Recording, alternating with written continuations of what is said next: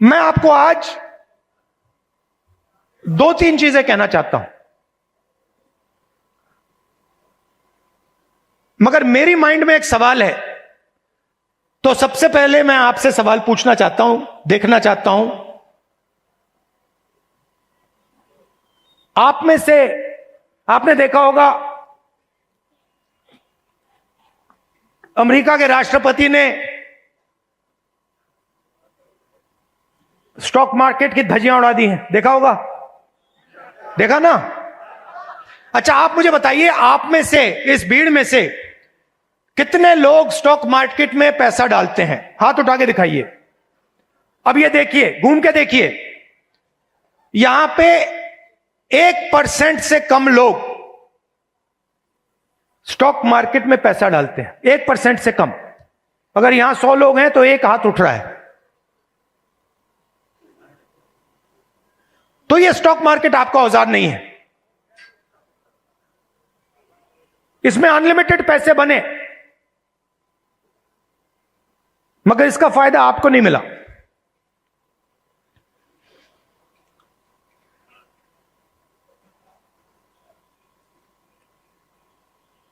सीधी बात करूं,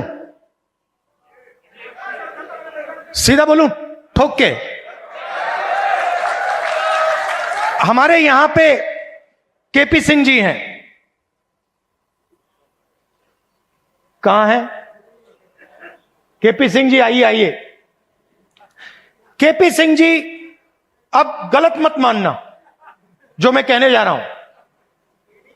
देखिए, केपी सिंह जी ने कहा, बैठिए बैठिए, आइए। केपी सिंह जी ने कहा कि मैं ऑर्थोपीडिक सर्जन हूं। कहा ना आपने? कहा। कुछ दिन पहले पार्लियामेंट हाउस में डेलीगेशन आया, वहां पे ऐसे ही एक व्यक्ति ने मुझे कहा, मैं आईआईटी का प्रोफेसर हूं। और मैंने उससे यही कहा कि देखिए, मैं कुछ कहना चाहता हूं मगर शायद आपको अच्छा ना लगे, इजाजत है? उन्होंने कहा हां, कह दीजिए। और वही मैं आपसे इजाजत लेना चाहता हूं, इजाजत है? देखिए,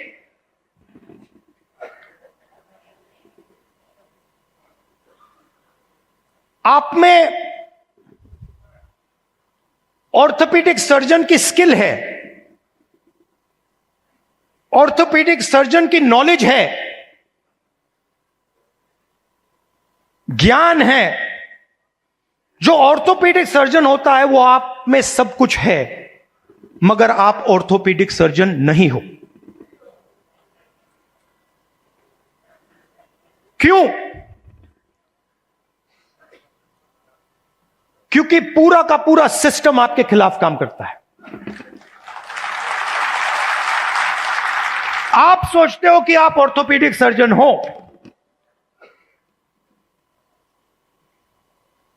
मगर आप अस्पताल को कभी नहीं चला पाओगे। आपको चलाने नहीं दिया जाएगा, कभी नहीं चलाने दिया जाएगा।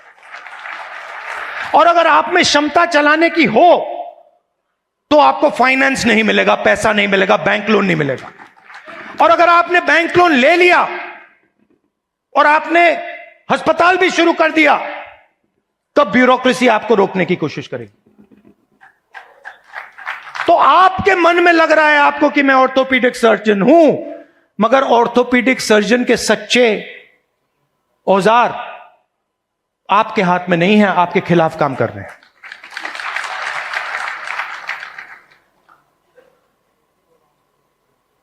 डेलीगेशन में दलित प्रोफेसर ने मुझे कहा कि मैं आईआईटी प्रोफेसर हूं। मैंने उनसे कहा नहीं भैया, आईआईटी प्रोफेसर की पूरी क्वालिफिकेशन आप में है, मगर सिस्टम आपको सच्चा आईआईटी प्रोफेसर नहीं बनने देगा।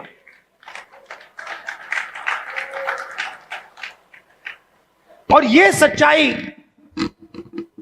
आस्ते आस्ते आस्ते आस्ते मुझे बहुत गहराई से समझ आ गई है।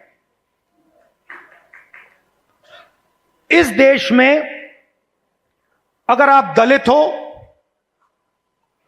पिछड़े वर्ग के हो, आदिवासी हो, माइनॉरिटी हो,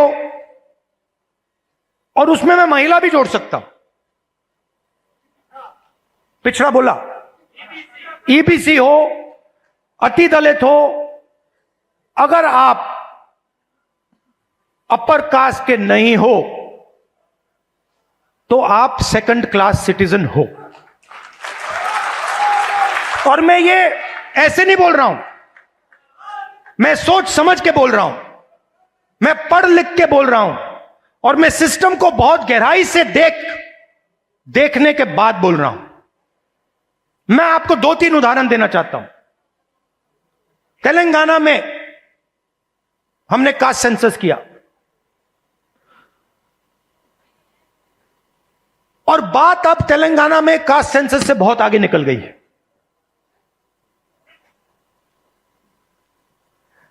तेलंगाना में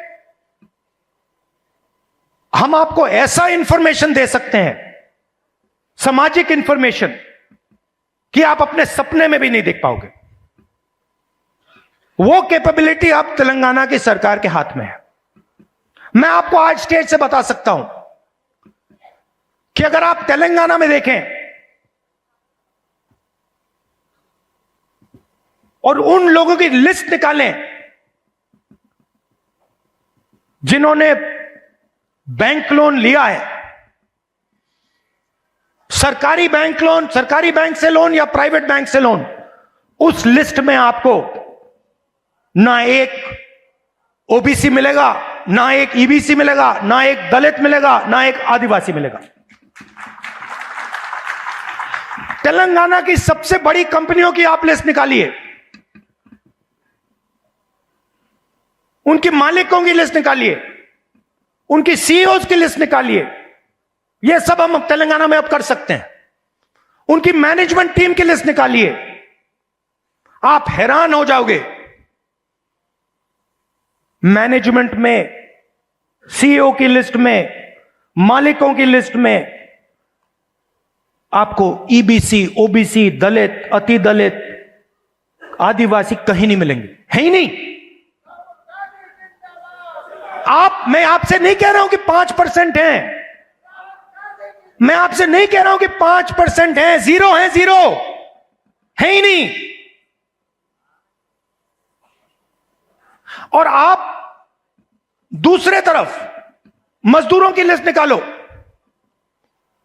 जो 21वीं सदी के नए मजदूर बने, गिग वर्कर्स, जो उबर चलाते हैं, जो 21वीं सदी की मजदूरी करते हैं, उनकी लिस्ट निकालो। 90% से ज्यादा, 95% दलित, पिछड़ा वर्ग, ईबीसी, आदिवासी, डोमेस्टिक सर्वेंट्स की लिस्ट निकालो। दलित, ओबीसी, ईबीसी, आदिवासी, अति दलित।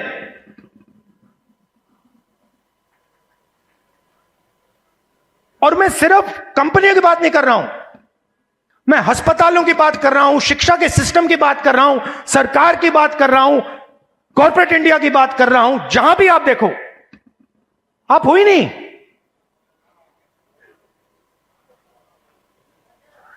और तेलंगाना में अब वो पूरा का पूरा डेटा हमारे हाथ में है,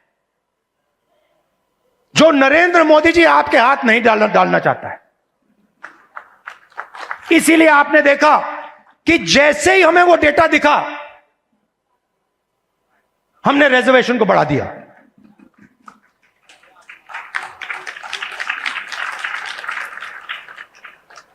मैंने नरेंद्र मोदी जी को लोकसभा में सामने बोला,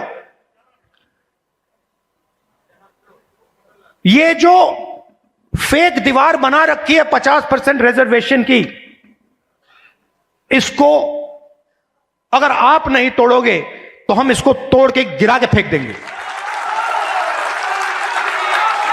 और दूसरी बात, इस देश के दलितों को, पिछड़ों को, ईबीसी, ओबीसी, अति दलित, आदिवासी, गरीब जनरल कास्ट के लोगों को पता लगना चाहिए कि इस देश की सच्चाई क्या है। कि 5% लोग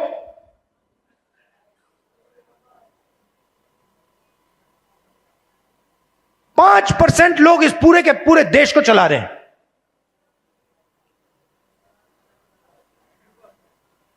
10-15 लोग हैं जिन्होंने पूरे के पूरे कॉर्पोरेट इंडिया को पकड़ रखा है। अदानी, अंबानी, 10 नाम है, और आपका लाखों करोड़ रुपया सीधा आपके जेब में से उनके जेब में ट्रांसफर होता है। जीएसटी आप देते हो, कर्जा माफ उनका होता है। जीएसटी आप देते हो और ठग से कर्जा माफ उनका होता है।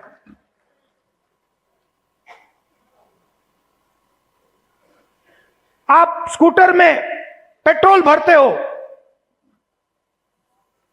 पैसा उनके जेब में जाता है।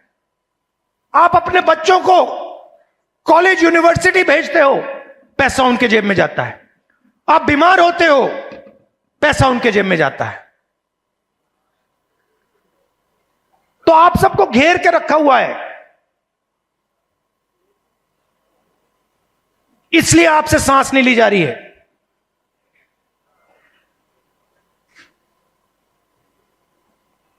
क्योंकि पूरे सिस्टम ने आपको घेर के रखा हुआ है, और उसमें गरीब जनरल कास्ट भी हैं। वो भी उन कंपनियों में नहीं जा सकते, वो भी डॉक्टर नहीं बन सकते, वो भी लॉयर नहीं बन सकते।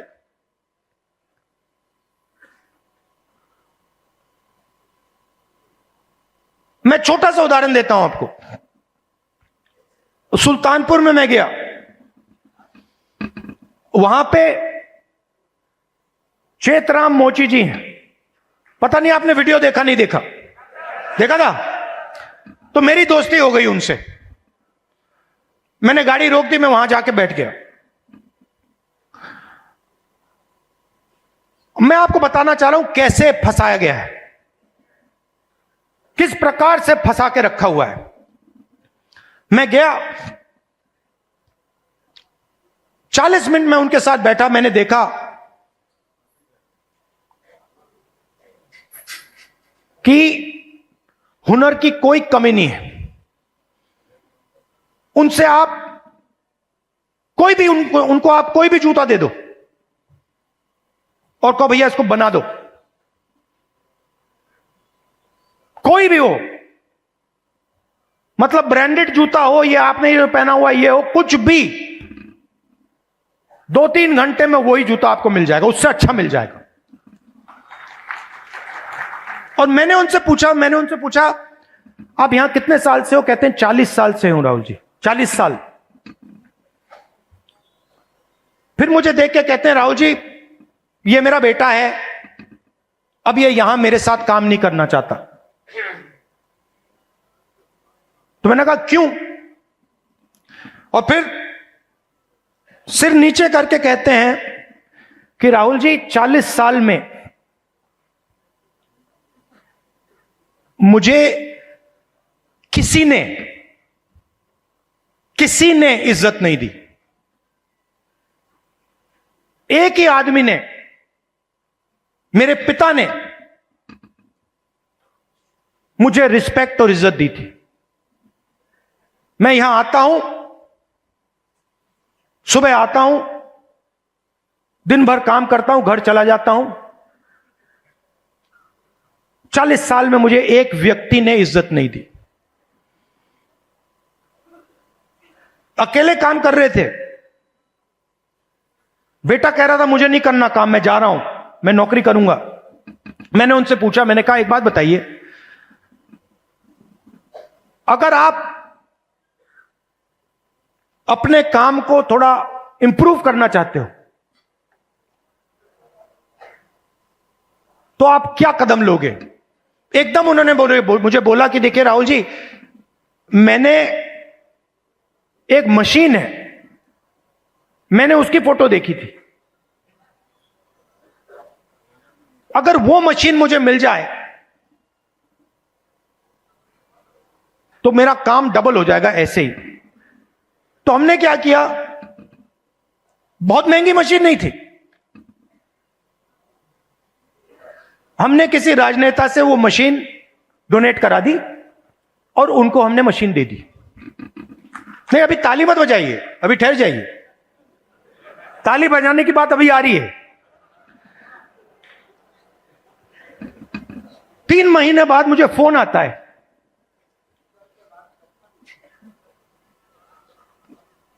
चेतराम मोची जी कहते हैं, राहुल जी मैं बड़ा खुश हूं। मैंने कहा क्यों? कहते हैं, राहुल जी मेरी अब 2 दुकानें हैं, 10 लोग मेरे लिए काम करते हैं।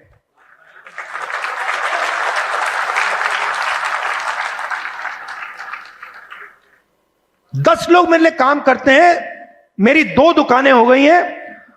मुझे लग रहा है इस मशीन से कि मैं 4-5 दुकानें खोल पाऊंगा। अब चेतराम मोची ने मुझे एक और बात बोली। जब मैं उनके साथ बैठा था, मुझे बोला, राहुल जी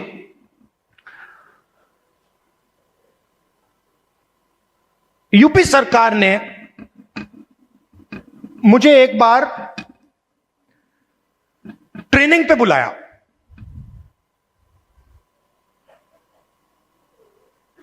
उनकी योजना थी,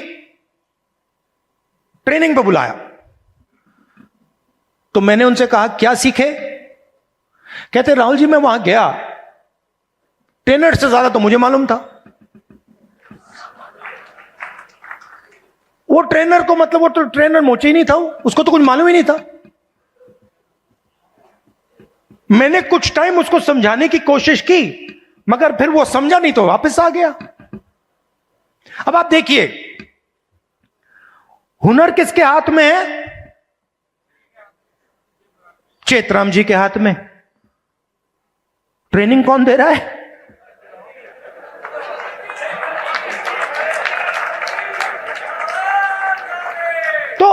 तो बात समझिए क्यों? क्योंकि ट्रेनिंग का नेटवर्क कंट्रोल में है। मशीन क्यों नहीं मिल रही? बैंक का सिस्टम कंट्रोल में है।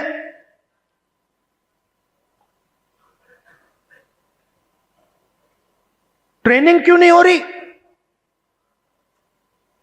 क्योंकि चेतराम जी ट्रेनिंग के सिस्टम में ही नहीं है। जिसके पास हुनर है, जिसके पास ज्ञान है, वो ट्रेनिंग करा ही नहीं रहा है। तो मैंने क्या किया? इससे मैंने क्या सीखा? मैंने तेलंगाना के चीफ मिनिस्टर को चिट्ठी लिखी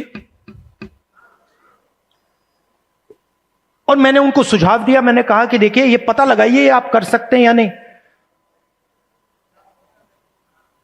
आईटीआई के सिस्टम में क्या होता है? ट्रेनिंग होती है, बढ़ई की ट्रेनिंग होती है, प्लम्बर की ट्रेनिंग होती है, मोची की ट्रेनिंग होती है, कुम्हार की ट्रेनिंग होती है, ये सब ट्रेनिंग होती है। तेलंगाना में मैंने चीफ मिनिस्टर को सुझाव दिया कि आप ऐसे कीजिए, आप सर्टिफिकेशन सेंटर बनाइए। तेलंगाना में लाखों मोची हैं, नेटवर्क है मोची का, उस नेटवर्क के अंदर हुनर है, कैपेबिलिटी है। मैंने चीफ मिनिस्टर से कहा कि ट्रेनिंग इनसे करवाइए। तो हजारों मोची, जो गुरु शिष्य की परंपरा है हिंदुस्तान में, हजारों मोची ट्रेनिंग कराएंगे, सर्टिफिकेशन सरकार करेगी। और जब एक मोची ट्रेनिंग करेगा और उसका शिष्य सर्टिफिकेशन पाएगा, तो मोची के बैंक अकाउंट में सीधा सरकार पैसा डालेगी। तो मेरा कहना है, सवाल पूछता हूं आपसे, बढ़इयों के लिए हिंदुस्तान में बैंक क्यों नहीं है? मोचियों के लिए हिंदुस्तान में बैंक क्यों नहीं है? बढ़इयों का अपना ट्रेनिंग सेंटर क्यों नहीं है? हुनर तो उनके पास है। तो जाति जनगणना जो हमने तेलंगाना में किया है, वो विकास के सिस्टम को ही बदलने जा रहा है।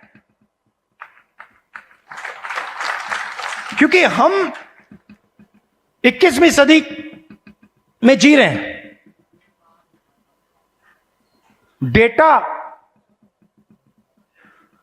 डेटा की सदी है। सब लोग डेटा की बात करते हैं। तेलंगाना में हमारे पास जाति का पूरा डेटा हमारे हाथों में है, और इस डेटा के साथ हम तेलंगाना की पूरी राजनीति को बदल सकते हैं। और जो सचमुच में आपका हक है, जाति जनगणना के माध्यम से वो हम आपको दिलवा सकते हैं।